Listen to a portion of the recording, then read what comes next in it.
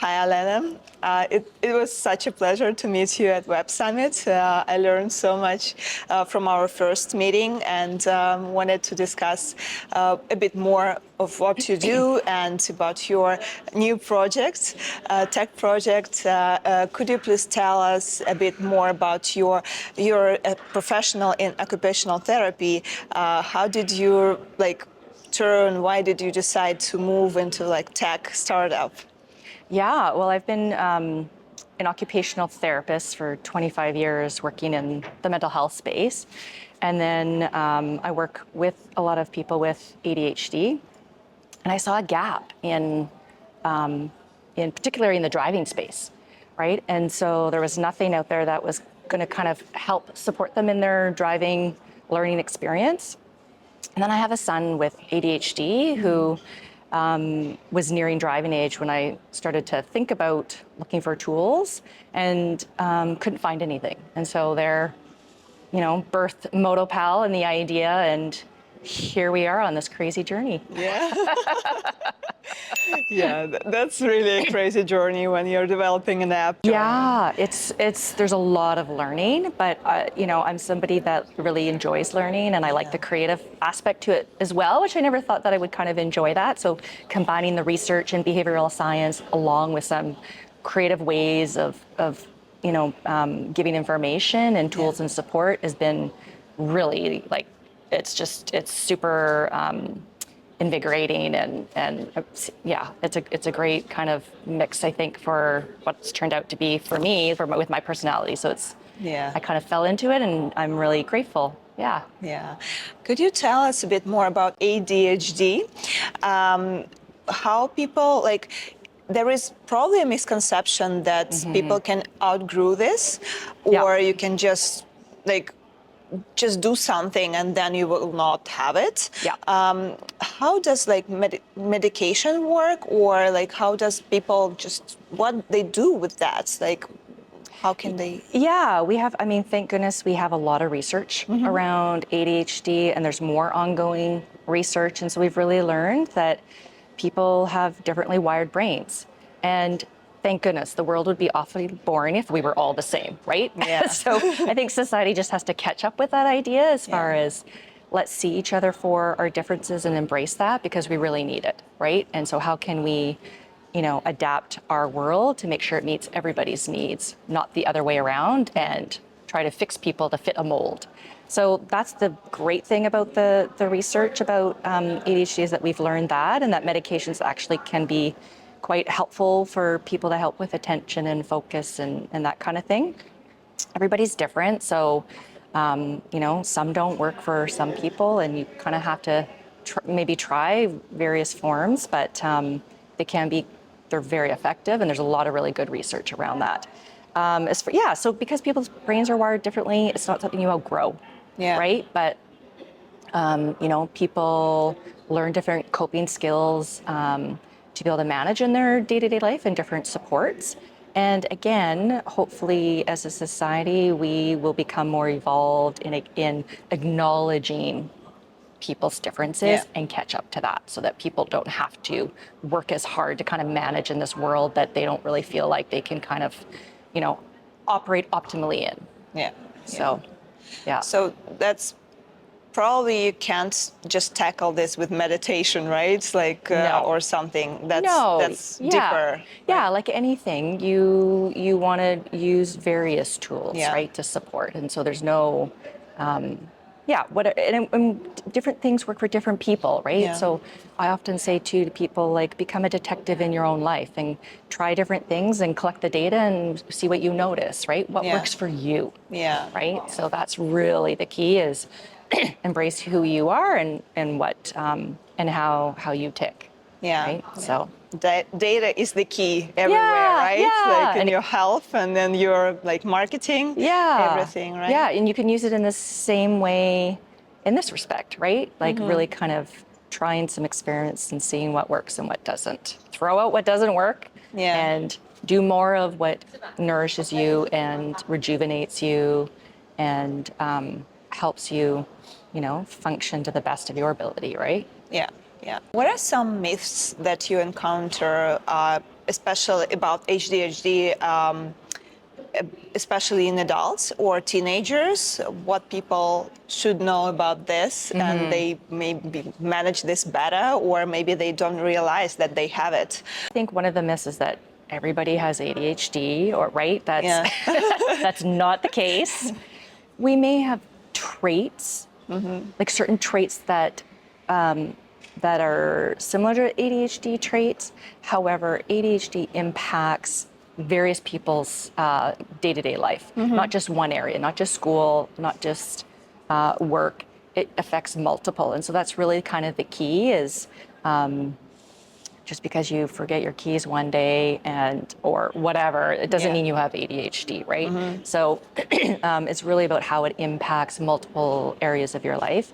And so by kind of not acknowledging some of the challenges that people have and how our world is operated now, then it kind of minimizes kind of some of the struggles that people go through, right? Yeah. So I think that's one of the things, is just that education and awareness that not everybody has ADHD. Let's not undermine some of the undermine the strengths that people have, but also some things that people find are a little bit more difficult to navigate in their day-to-day life, again, with the way that we have the world set up, right? Yeah, yeah, yeah.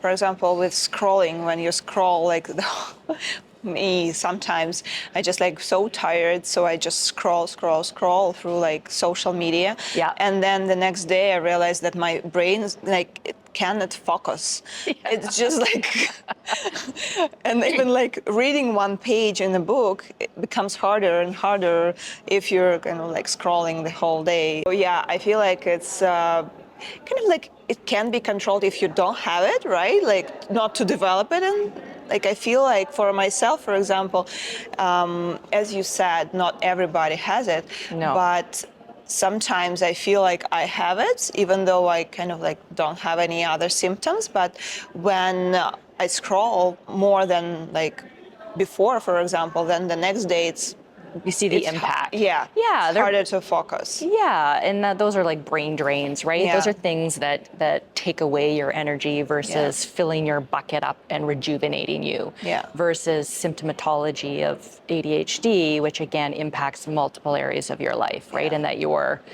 you're born with that. Your brain is wired that way, right? Or so, yeah, it's not something that you would suddenly, it develops in childhood, so you wouldn't just suddenly have it as, a 40, 50-year-old person. Yeah. However, you may not have been diagnosed when you were younger because, again, awareness has developed over time with it, and we've gotten better at, hopefully catching it early, right? Yeah. And helping support people to avoid some of the challenges that come along with it, with difficulties in school or difficulties work, difficulties with social interactions with people, right? So yeah, I think there's a movement of increased awareness, but I think there's still a long ways to go.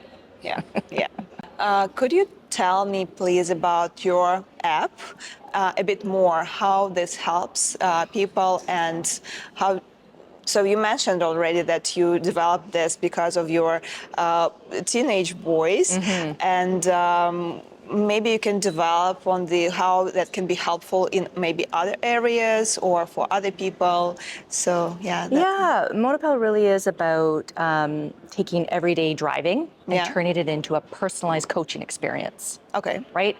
So again, we all don't have the same needs. So we can't have something that is a one-stop shop and expect everybody to benefit from it. And that's kind of what I found with some of the tools that are out on the market. It's got the same principles and strategies for everyone. Well, that doesn't work for everyone, right? So MotoPal driving app is really customizable. So including like sounds, if there's certain sounds that for alerts that you don't like, you can customize that. It's got pre-planning tools in there to be able to leave on time, get to your destination, so that if you are leaving on time, that you're not speeding and then getting speeding tickets. People with ADHD are twice as likely to be in car accidents. Oh, really? Wow. So, and there's various reasons for that. It's not because people don't know they shouldn't speed. It's about, the brain knowing what to do at the right time, right? And so there's a lot of information coming at you and that you need to kind of be aware of when driving. And so sometimes it can't be consistent to be able to consistently not speed. Speeding also gives you a hit of dopamine, right? People with ADHD have low dopamine. So it's kind of got some tools to support with speeding alerts, and then a platform where it can allow you to use champions in your life. So for example, it could be a parent as a new driver, it could be a grandparent, it could be a clinician, it could be a driving instructor that you can onboard to help you work through some of the skills and habits that you want to develop for safe driving and to increase your confidence. There's also relaxation tools that are in there if you get anxious about driving that you can use before you start the car. And as for a parent, for myself, it's got safe arrival alerts as well as, so you know, Nice. like for my son, he's never going to text me when he's arrived at work Yeah. on time, right, or whatever. So I'll get a little ping. And then also, yeah, just those conversation tools on you know, trying to improve your safe habits, right? And yeah, so it's got lots of different things embedded to kind of help Sounds you very cool. focus Yeah. on what you need to be a safe driver and to be confident and to build some of those skills and habits. Yeah. Yeah. Is it integrates with maps in some way, or is it just like external, like app that you download on your phone? Yeah, so and- it's right now, it'll just be using the telematics on your phone, whether or not it, you know, integrated into native part of the vehicle, we'll see. But right now, that's the idea, right? Is trying to create something that's kind of low tech, low barrier, especially for people who don't have built-in safety features in some of the vehicles. Again, some of those aren't customizable and don't work for everybody, right? So it's trying to bridge that gap in between people that need something a little different, right? But that's low barrier, low cost, and yeah, the phone. You don't need to look at the phone while you're driving. Yeah. The phone can be in the back seat, and it can work its magic. So Wow, that's Yeah. impressive. Yeah, that's a Yeah. cool technology. Yeah. And it looks great as well. You showed me, and I also visited your website. It's like nice. so bright and nice and cool Yeah. and modern. Yeah. I think that's the target audience, and the colors of the website and the app really resonates each other. Yeah. And you know what? It's something that's a work in progress, and I'm really hoping that people, as they experience it, give us feedback on what works, what doesn't, what don't they like, what do they like. Yeah. It's got the basics there, but it's, you know, it will evolve, and I'm hoping it'll evolve with users and them really driving that, right? Yeah. So. What would be your goal for this app in like 5 years or so? Oh man. I mean, I think my ultimate goal is that people feel confident in driving, that they have something that they can use for their own particular needs, right?